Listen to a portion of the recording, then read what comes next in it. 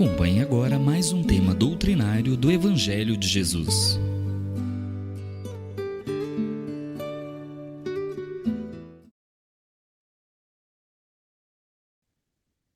Meus queridos irmãos, querido Sérgio, a todos do Grupo Fraterno Irmão Aniceto, uma alegria poder estar aqui participando com vocês dessa reunião, dessa reflexão sobre esse tema tão importante, principalmente da doutrina espírita, e por que não dizer, tema que gostamos de chamar do pilar do dogma da justiça divina. A reencarnação, neste termo aqui trazido, ela é com toda certeza tem como origem o Espiritismo na figura do codificador Allan Kardec. Esse foi o termo que ele utilizou para esta condição da pluralidade das existências. Kardec só veio a colocar isso nos dicionários um ano depois. Mas sobre a pluralidade das existências, ou seja, essa condição de que nós podemos voltar através do nosso espírito a ocupar novos corpos, a renascer, ela vem desde que o homem tem os seus primeiros sintomas religiosos. Desde Vedas, lá no hinduísmo, passa por Krishna, passa por Buda, passa pelos judeus, mesmo na Cabala, passa pelos gregos. Ou seja, este sentimento, esta consciência da condição de que nós vivemos vidas múltiplas, ela não é, nem nasce com a doutrina espírita. Mas com a doutrina espírita, ela passa a ser compreendida, passa a ser sedimentada dentro da condição de fé absolutamente racional, pois o próprio Kardec, quando então, na sua grande missão de trazer para nós o Consolador prometido, a doutrina espírita como o cristianismo redivivo, ele, pela sua própria constituição de ser uma pessoa racional, um cientista, que cuidava de não acreditar em nada que não pudesse ser sustentada pela razão, ele inicialmente teve dificuldades em absolutamente aceitar a condição da reencarnação ou da pluralidade das existências, e com isso, então, recebendo todas as informações, o suporte do mundo espiritual, pois o Espiritismo, ele tem na reencarnação seu pilar básico na condição de poder trazer para nós o conforto, o consolo do amor de Deus, ou seja, compreender a justiça divina. Porque nós que vivemos aqui na Terra, neste planeta que apresenta tantos contrastes entre e dentro da sociedade, contrastes os mais diversos, em que se nos apresentam pobreza, riqueza, em que nos apresentam a inteligência de uns e a dificuldade de compreensão de outros, em que muitos nascem com deficiências físicas e milhões nascem normais.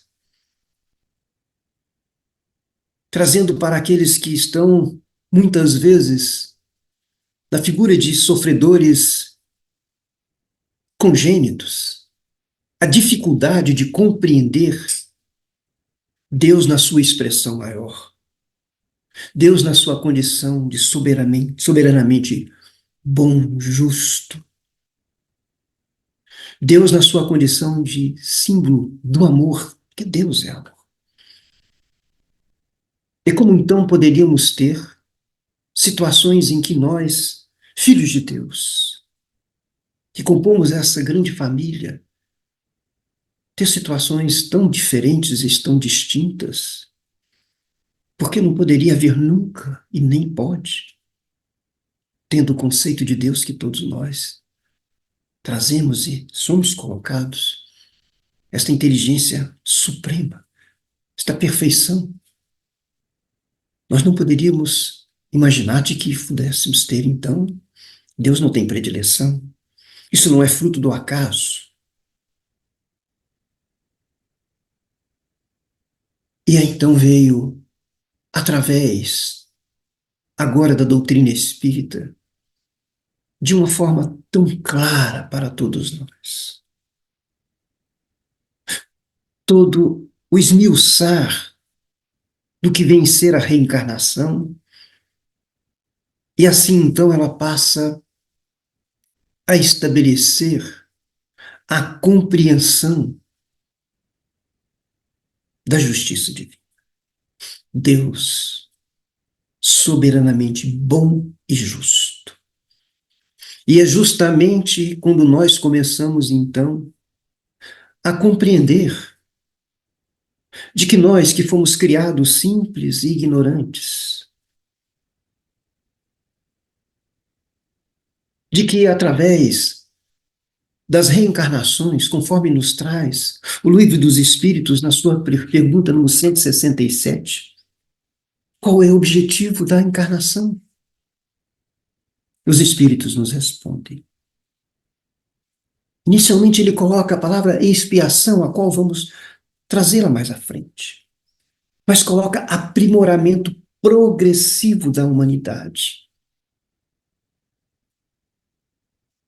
E mais à frente, na pergunta 190, perguntado aos espíritos qual é o estado da alma em sua primeira encarnação, eles respondem: o estado da infância na existência corpórea.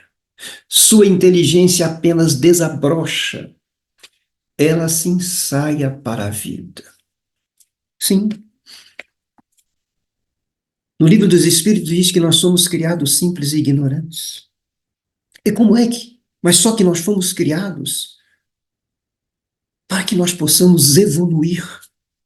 O Livro dos Espíritos nos traz a lei do progresso. Tudo progride. E nós também temos que progredir como seres humanos, como os espíritos. E essa evolução, esse progresso, como se dá? Como está na própria resposta trazida pelos espíritos nas encarnações. Aqui vivemos lapsos do berço ao túmulo, voltamos para o mundo espiritual, onde também poderíamos progredir, mas conforme os espíritos nos trazem claramente, necessário é que o homem venha para a escola, para que ele aqui possa aprimorar, aprender. O seu aprimoramento se dá tanto no campo do conhecimento, quanto no campo do aperfeiçoamento moral.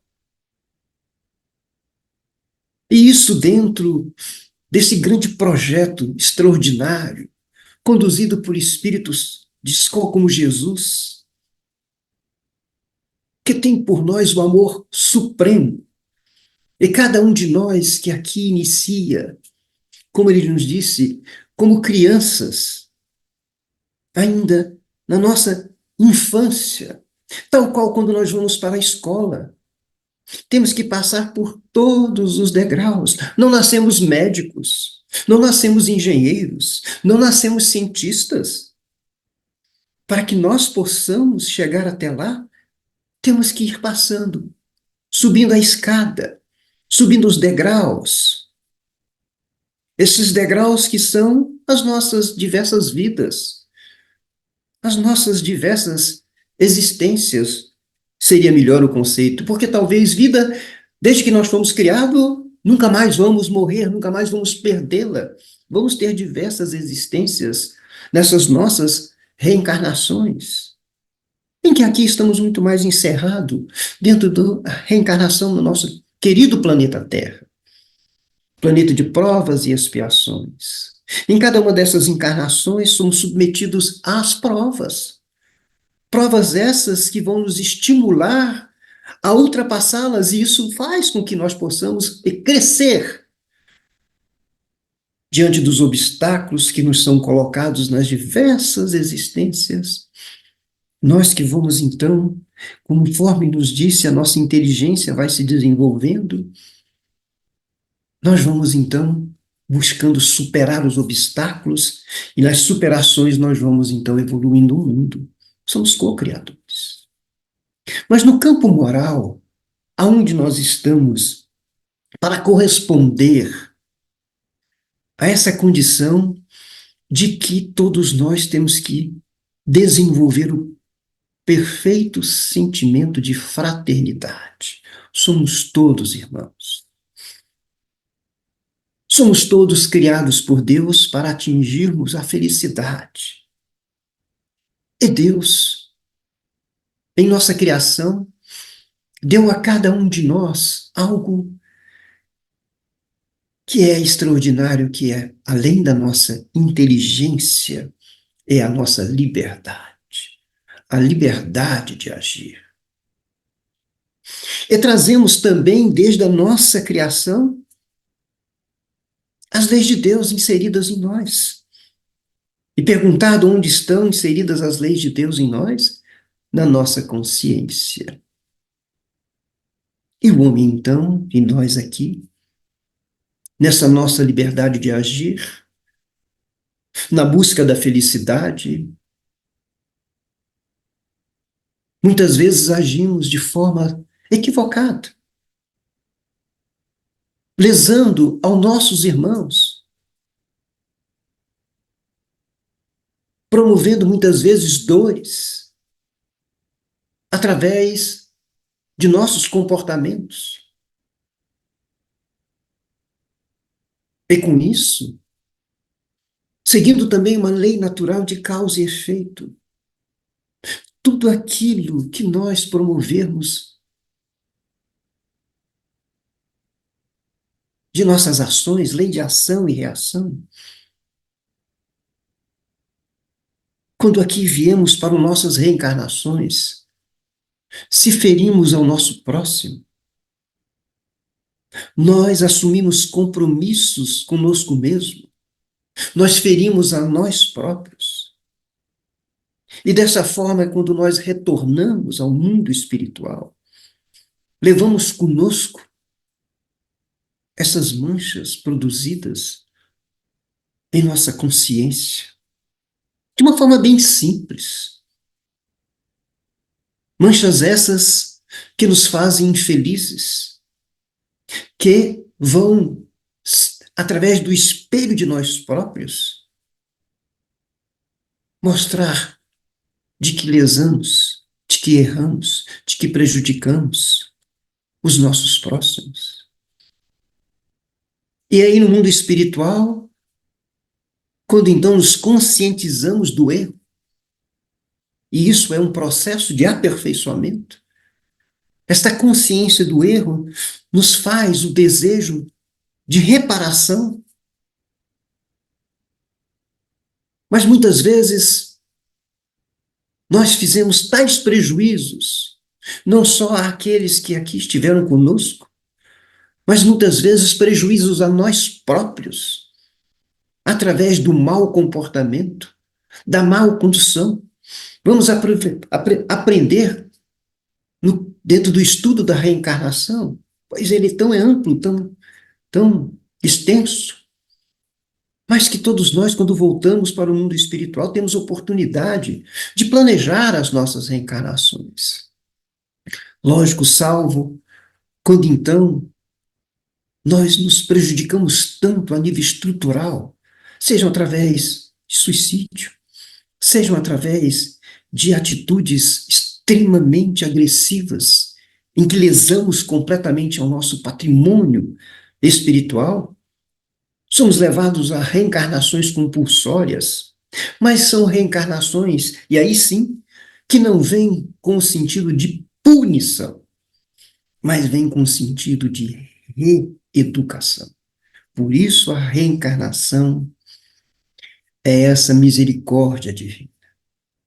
Imagine se nós fôssemos todos dentro do conceito de vida única. Imagina dentro do conceito que se nós pecarmos, e pecar é violentar a lei do amor, nós estaríamos fadados ao sofrimento eterno. Isso estaria completamente contrário à condição da vontade de Deus, do amor de Deus por todos os seus filhos. Nenhuma das minhas ovelhas se perderá. Então, nessas indas e vindas que aqui estamos promovendo, nessa dinâmica de nascer, morrer, renascer, para progredir sempre, é essa a finalidade da reencarnação. Repetimos, no progresso dos nossos conhecimentos, desenvolvendo a asa do conhecimento, mas a asa da moral, para que possamos ter voos equilibrados. Quando assim não o fazemos, temos que voltar. Tal qual nós na escola. Quando em certo momento da nossa subida na escola, nas escadas dos degraus da escola, se não conseguimos nos aperfeiçoar numa dessas etapas, temos que retornar a ela. Portanto, acho que o que é mais importante é que cada um de nós possa olhar para si e muitas vezes verificar que se hoje temos situações que nos estabelecem dores, situações que nos estabelecem privações, situações que estabelecem muitas vezes sofrimentos, e olhamos e não verificamos e não sabemos por quê. Voltamos para os nossos comportamentos, isso nos faz lembrar o próprio Evangelho segundo o Espiritismo, quando fala do sofrimento, bem-aventurados os que sofrem, mas ele fala as causas atuais e causas anteriores. As causas anteriores são aquelas que nós realizamos no passado. São aquelas que nós prejudicamos ao nosso próximo ou a nós próprios. E hoje, então, voltamos com os reflexos disso. Não para que sejamos punidos, mas para que nós possamos reharmonizar, reconstruir, renovar nesse processo maravilhoso da justiça divina. Esses dias atrás, nós estávamos numa maternidade e eu acompanhava a minha querida esposa para um procedimento cirúrgico, e na maternidade, nascimento de crianças a dezenas. É uma alegria ver aquelas mães e os familiares receberem aquelas crianças para o seu processo de retorno aqui, como filhos, como filhas, recebendo carinho e conforto dos pais, avós, tios. Mas me chamou a atenção quando então uma dessas mães recebe um filho que diagnosticado desde o berço com a condição de limitações, de síndromes. E ela então abraça a sua própria mãe e escutamos, pois estávamos todos no mesmo andar. E ela fala: mãe, por que Deus fez isso comigo? Olha, mãe, quantas crianças perfeitas. Por que eu recebi essa criança dessa forma, desse jeito? Com certeza ela ainda não compreende a justiça de Deus. Com certeza ela não sabe de que aquela criança que ali está na condição necessária, especial, para que ela, tanto mãe quanto filho, possam restabelecer, reharmonizar pelas nossas, pelos nossos comportamentos em vidas passadas. Mas, como o amor é uma coisa tão extraordinária, essas crianças, esse amor de mãe, esse acolhimento, essa situação de compreensão, porque toda dor nos faz voltar para nós próprios, mas também nos faz voltar os nossos olhos para Deus. E ela receberá o conforto, o consolo, a explicação. E amará essa criança especial mais do que nunca, pois sabe, terá consciência de que aquilo foi importante e necessário para a reharmonia do passado. Esse é um exemplo pequenininho que vamos encontrar no dia a dia da nossa vida. Muitas vezes as pessoas perguntam por que é que não nos lembramos de nossas vidas passadas. E nós hoje podemos ter certeza de que através de muitos especialistas podemos fazer regressões a vidas passadas, como nos traz Brian Weiss, muitas vidas, muitos mestres, como nos traz James von Praagh. Mas, certa feita, alguém me perguntando se eu gostaria de saber, de regredir, de fazer uma regressão à minha vida passada, eu disse não. A natureza, para não dizer Deus, é perfeito. Quando então coloca um véu do esquecimento em nossas vidas do passado, porque nós não saberíamos e não teríamos condições, muitas vezes, de facear o que fomos no passado. Hoje, nós estamos nos reconstruindo. Reconstruindo e construindo. Renovando e aperfeiçoando nessa dinâmica maravilhosa da vida. A doutrina espírita, pois eu não conseguirei aqui absolutamente trazer a vocês tudo aquilo que eu gostaria de comunicar sobre a reencarnação. Mas não deixem de buscar no Livro dos Espíritos, notadamente, num capítulo inédito do Livro dos Espíritos, que é o capítulo 5, onde há uma única pergunta. A pergunta 222. Quando então,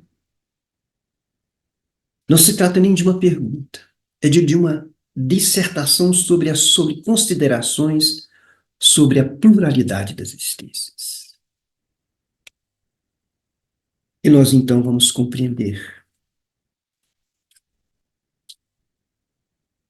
conforme nos diz a pergunta 171, sobre o que está baseado o dogma da reencarnação, sobre a justiça de Deus, sobre a justiça de Deus. Ou seja, a reencarnação é a manifestação do amor de Deus por cada um de nós.